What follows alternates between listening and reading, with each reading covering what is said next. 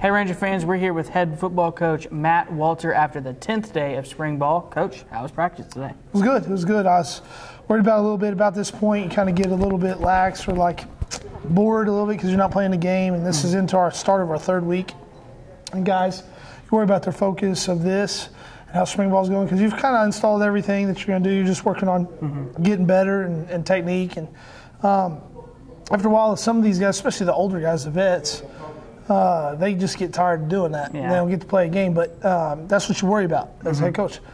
Well, today, man, I saw very competitive, spirited. They were getting after it. They're trying to win, trying to compete every rep, and that's kind of what you look for at this point in spring ball is, improvement, yes, but, how are they going to carry that focus over from practice to practice, from day to day, knowing they're not going to really play a game. Yeah. Spring games, okay. I mean, it's better than not, but you got to do some things to keep it interesting and fun, and that's kind of why we did. We did a big man OLDL punt catching challenge, and that was an atrocity. They were terrible, but it was funny, and guys got a kick out of it. So you got to do things like that to keep them excited. Good. Well, Coach, we figured today we'd do part 2 of the fan favorite rapid fire questioning portion of our interview. So we're going to get started early. You tried to answer this question last time, but who's the funniest member of the coaching staff? You probably got a couple to choose from. Honestly, the funniest is probably Stewart, Andrew Stewart. Really? He does it very slyly and very quietly, and he's just great with the one-liners and one word comebacks. He's funny. He's pretty funny. So we're going to get a little prediction from you and all your vast football knowledge. Who's going to win the national championship in 2017 Division I football, FBS? Oh, Your pick right now. hard to pick right now. Alabama. They got the You like quarterback coming back. Alabama I don't like. Wait a minute. It's not that I do or don't like. Let's rephrase that. No, I don't dislike them. I don't cheer for them either. Right. I don't really cheer for a team anyway. I just watch good football, and they're good at football, and they got the quarterback coming back, and that's what you look at. I mean, Clemson. They lost one of probably the best, if not one of the best players they've ever had at quarterback, and he's gone. So they get and they may have a guy behind him. I don't know, but I know that's hard to replace all that experience. 4-year starter, and then Ohio State and. OU's always going to be in it. All those guys will contend, and it's hard to go against a team that's been as good as Alabama's been for year in and year out and continue to have their quarterback come back. Good. Well, building off that, for our next question, what's a coach that you feel like maybe you look up to or you like to watch some of their games and pick up little things for your offense? Is there anyone in particular? For just offense, no, not really. Not at this point. More I look for, I research how they conduct things, how they do things practice-wise, not really on the game day. For me, and I'm not my personality is totally different than his, but I like the way he commands things and does things and how organized he is as Coach Belichick. And obviously we run a totally different type of offense and stuff like that. But again, that's not what I look into anymore, being a little bit older and kind of already have what we do offensively in set. I really enjoyed watching Baylor, 4 or 5 years ago offensively with Bryce Petty and Robert Griffin when he was there. And we kind of take a lot of that stuff from them, or did at that time. So I guess I wouldn't really be a coach in particular, but offensively, what they do offensively.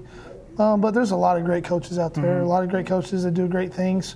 You try to just, see what you like from what certain guys do and how they do it. And I watch a lot of the press conferences. I watch a lot of the insider things, and of course we visit with guys too.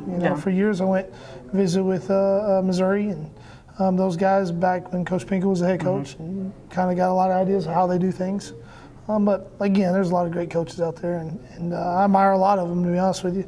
But like I said. You kind of take something from everybody. Take what you can from each person. You do. So if you weren't a football coach, what do you feel like you'd be doing right now? What would be your other career path if you weren't the head football coach here in Alva? Well, I'd probably be a strength coach. Strength coach? Yeah, if I wasn't a football coach, I'd be a strength coach. What if it was nothing to do with athletics? Or do you think you could even do that? Well, when I was in college, I thought I was going to try to be a CSI, so I guess that would be it. Criminal justice? Or no, crime scene investigator. Oh, okay. So there's a lot of other things. I just couldn't see myself being in the lab. You got to do a apprenticeship and stuff like that, and I'm not a very patient person. So, little weird question we looked up here earlier. If you were stranded on a desert island with one person, and it was one of your players, who would be the last one you would want to be stranded on the island with? One of my players? Yes. Oh, boy. The last person? One of my The players. last person. This will take forever. Or I could pick which one would you want to be with to start you out, either or. Man, I don't know that answer. I'm plead the fifth because I don't know. I mean, I honestly don't know. I don't even have a name in mind where I don't want to, pick on them or nothing. I just don't have one. I really don't know. Okay. Coaches. Really don't know. What coach would I rather not see? Yeah. Oh, man, you really put me on the spot.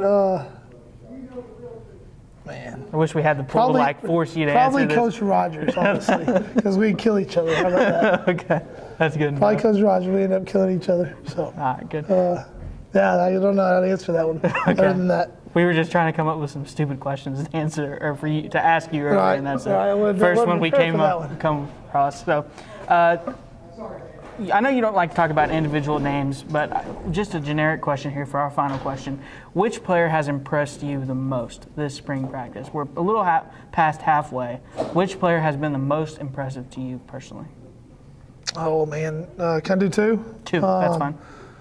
I think offensively, I'd say in his talent levels there and all that stuff, but I'm very impressed with how Coda's come in shape, and he's not let that injury affect him one bit. He doesn't look like he's ever hurt, and I do point him out some, but he has good talent and all that stuff. But sometimes when I've had a pretty difficult injury in my past too, so I kind of understand the mentality of when you're hurt. A lot of times things don't come back fast, and they don't.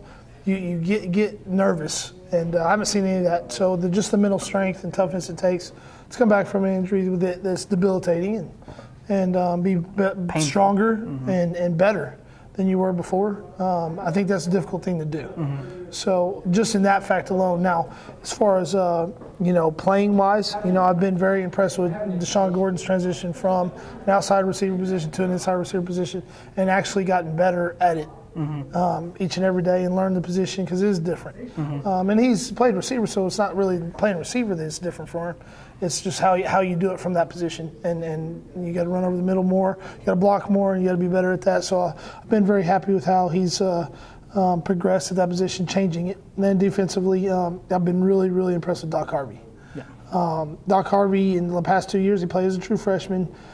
It just looked like he wasn't playing fast, wasn't getting it. Then now with this defense, and I think he really understands what's going on, and he really has a good feel for it.